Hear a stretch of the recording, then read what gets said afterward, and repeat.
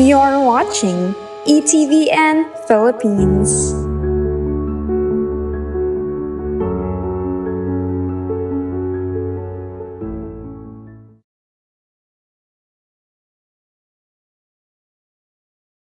We are back with you again at Emmanuel TV Network in this special Ave Maria, defending our Blessed Mother from attack. At kanina po, ang tinukoy natin, nagsimula na po tayong tumukod tungkol sa co-redemptrix sa ating nakaraang episode. At ngayon ay tutukuyin natin ang buo. No? Co-redemptrix, sa wikang Pilipino, kapwa tagapagligtas. Kumbaga, ang masasabing yun ng loose translation. Pwede nga bang maging kapwa tagapagligtas ang mahal na Birhen? At siguro matanong na rin natin, pwede ba tayong maging kapwa tagapagligtas kung tayo ay nagsisikap upang palaganapin ang pananampalataya at turuan ang ating mga kapwa-tao na lumapit sa Diyos? Yan po ang tanong. At kasama po natin muli, Brother Canoy, Brother Marvil. Kayo po. Depende po yan sa pagkakaunawa ng pagliligtas. Yes. Redemption. Redemption. Kaya nandun na pupunta yung hindi tamang pag-intindi kapag hindi natin unawaan. Katekismo po ito. Katekismo. Ito po kailangan eh. Yung tinatawag na objective redemption, yung pagpapako kay Jesus, siya lang yun eh. Sakripisyo. Sakripisyo ni Jesus, yung Paschal Mystery. Siya lang ang ating tagapagligtas sa ganong pagkakaunawa. Jesus alone, sa ganong kahulugan. Pero yung tinatawag na subjective redemption, no? Bagamat binuksan na ni Kristo yung langit, ligtas na. Kasi noon, nung bago siya namatay ng buhay na maguli, nakapinid ang pintuan ng langit. Binuksan niya yun. Kaya may kaligtasan na. Pero ang tanong, makakapunta ba? Pupunta ba? So, ibig sabihin, yung pag-apply nung natamo ni Kristo na nakaligtasan sa bawat isa, may role ang mahal na Birhen doon. Sinabi na rin ng Second Vatican Council. At higit sa lahat tayo. Para makapagligtas ng ating kapwa. Di ba? Bilang mga binyagang Kristiyano, yun ang ating... So in effect, lahat tayo co-redeemers with Christ. Importante po intindihin nyo kasi para at ito medyo may pag-protestant ito eh. Nagligtas na tayo lahat kaya wala tayong kailangan gawin. Maliho yun.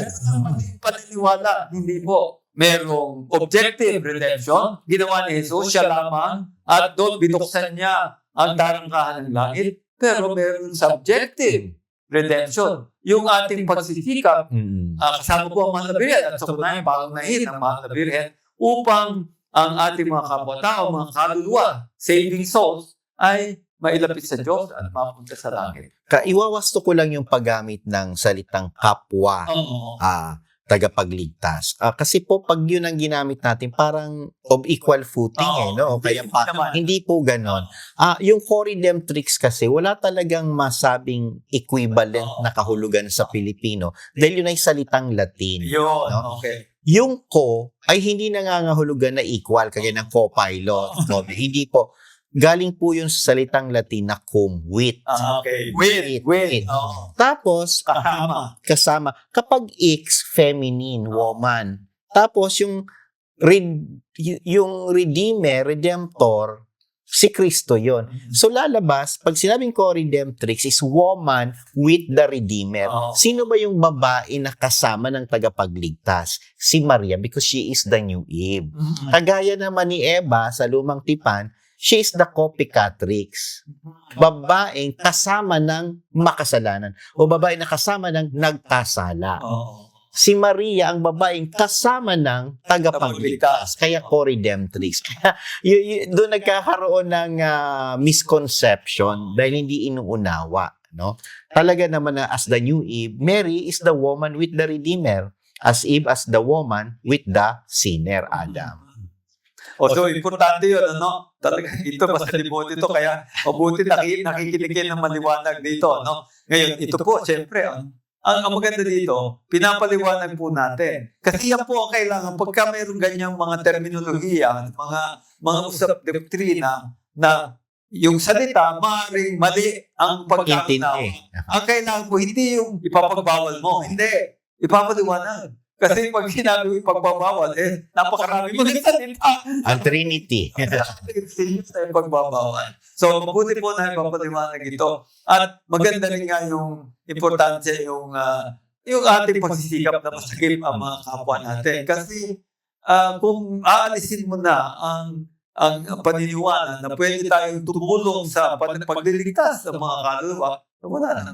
Parang, wala na yung gagawin. Ang pinagkaiba lang, Brother Rick, natin bilang mananampalataya, tumutulong sa kaligtasan ng kapwa. In fact, trabaho natin. Oo, yan. Ang mahal na birhen ay talagang unique. Kasi even in the objective redemption, okay, meron siyang contribution. Oo. Dahil siya yung nagbigay Oo. ng biktima. Sabi nga ng Second Vatican Council, she brought forth the victim. Yes. Okay? At wala nang makakagawa, no? Dahil si Kristo ay galing kay Maria. Ang nagligtas sa atin ay ang katawan at dugo ni Kristo. Kung hindi naging tao si Kristo, sa pamamagitan ni Maria, walang ipapako sa krus. No? Kaya talagang napakalaki at dapat kilalanin yung unique role na yun ng ating mahal na Birhen. Oo.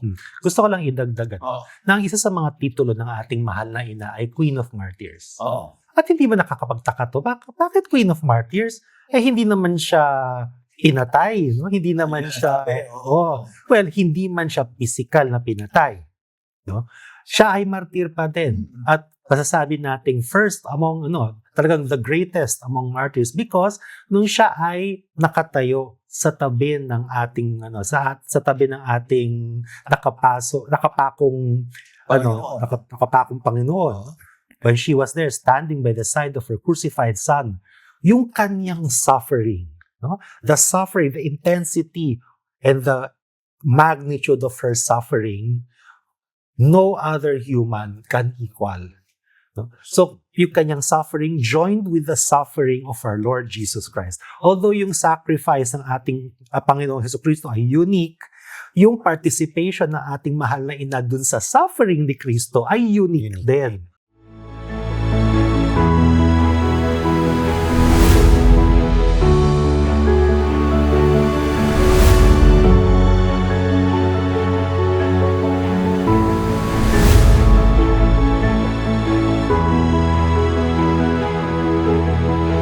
You're watching ETVN Philippines.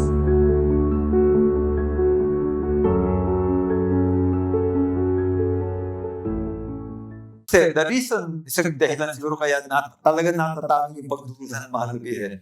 Hindi kaya ng nating lahat pwede sa mahal na Birhen. Lahat tayo may kasalanan. Sa katunayan, dapat tayong magdusa. No? Ang mahal na Birhen, walang kasalanan, walang bahid. She did not deserve to suffer. In the same way that Christ did not deserve to suffer. He is innocent, no? Completely innocent. At dahil doon, yung kanyang pagdurusa ng mahal na Birhen ay labis-labis kasi hindi siya dapat nagdusa. She is completely innocent like Christ, no? Hindi siya nagdudusa para sa kasalanan. Oo, kundi nagdudusa para sa kasalanan ng natin. So really, in that sense, she would be sharing to some extent the suffering of Christ, that an innocent, completely sinless person suffering for others. May tawag dyan ng ating simbahan na malapit doon sa co-redemptrix. Okay? Kung naalala nyo, si Apostol Pablo, sabi sa sulat sa mga taga-Galatia 2:20, I am crucified with Christ. So, crucified. Wala naman siya doon. But he can say that he was crucified. Si Maria literally, she was there at the foot of the cross, the Stabat Mater, the Mater Dolorosa. So more than Paul, Mary can say, I am crucified with Christ. Diba? Crucified. Kaya kung si Kristo may tinatawag tayo, the passion of the Christ, the passion of the Lord. Kay Mary, compassion of Mary. She suffered with. At dapat nating alalahanin yung prophecy ni Simeon, your soul shall be pierced. Yun ay kanyang naranasan while she was there at Calvary, while she was there at Golgotha by the side of her crucified son. At siguro may dagdag din natin. Alam nyo, kumbaga may isang sugat si Jesus na masasabing hindi naramdaman ni Jesus pero si Maria naramdaman niya. Ano yun? Yes, Ito ang kanyang puso siya po ay nawalan ng buhay. So yung wala na nararamdaman yung kanyang katawan. Pero si Maria ay superior. Yun siguro ang pinakamasakit. Wala nang ibang masasakit pa. Wala nang sasakit pa doon, no? Bagaman ang ating pag-hindi naramdaman, no? So yun po ay talagang hindi matatawaran ang papel ni Maria na makisama sa pagdusa ng Panginoon at kapwa sila walang kasalanan, hindi dapat magdusa. They do not deserve any suffering, pero kapwa sila nagdusa. May gusto rin ako idagdag, no? Precisely dahil wala siyang kasalanan at may gusto lang ako idagdag pa dito, no? Yung si Maria, dahil siya ay walang kasalanang minana o original sin, wala rin siyang actual sins. Wala rin siyang na-commit na sins. Okay? So dahil siya ay completely sinless, yung grace and virtue of charity sa kanya ay complete in a way that is not possible with any other human being. At dahil yung kanyang love ay more perfect than that of any other human being except of course sa kanyang anak, di ba? Yung kanyang capacity to love is greater, her capacity to suffer is also greater. Ngayon, ano ang aral dito, Brother Marvin, para sa atin?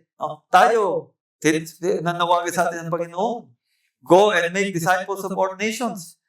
Siyempre, kailangan yun para masakit ang mga tao. Pag hindi tayo umilos, kahit na namatay ang Panginoon sa kasamang palad, maraming hindi maliligtas. What is the lesson for us? Well, una sa lahat sa akin, yung pagkilala that we are created in the image and likeness of God. Bakit ko nasabi yan? Kasi ang Ama, Creator.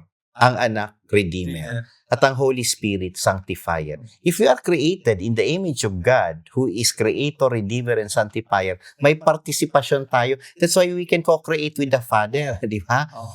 Ang dami na nating nagawa. At bilang magulang, kagaya po ninyo, yung pagkakaroon ng supling, that is participation in the creatorship of the Father. Tapos si Kristo tagapagligtas. So if we are created in His likeness, we too participate in His redeeming role.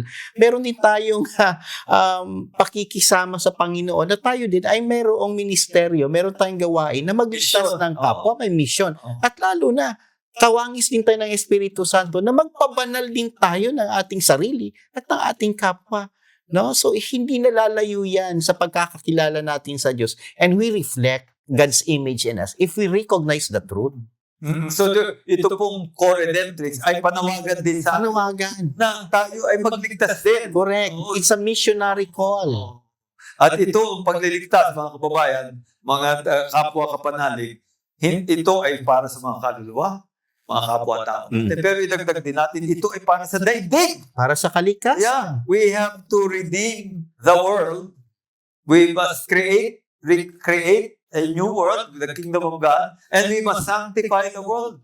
Simula siyempre sa ating sarili at sa ating buhay, pero pagkatapos nun ay ang lahat ng nasa paligid natin, kapwa natin, pamilya natin, ang ating simbahan, at siyempre ang buong mundo.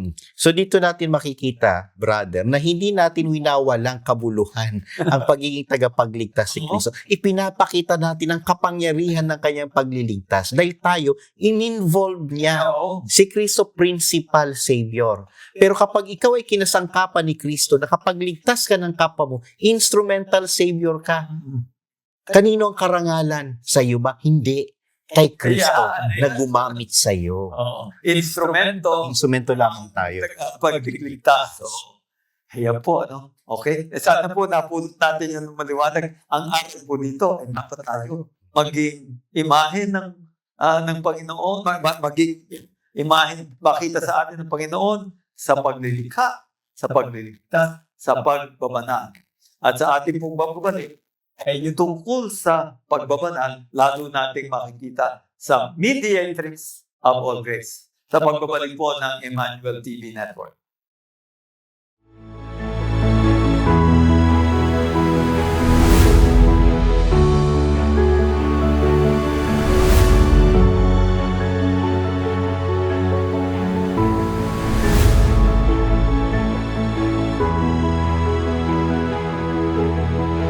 You're watching watching ETVN Philippines.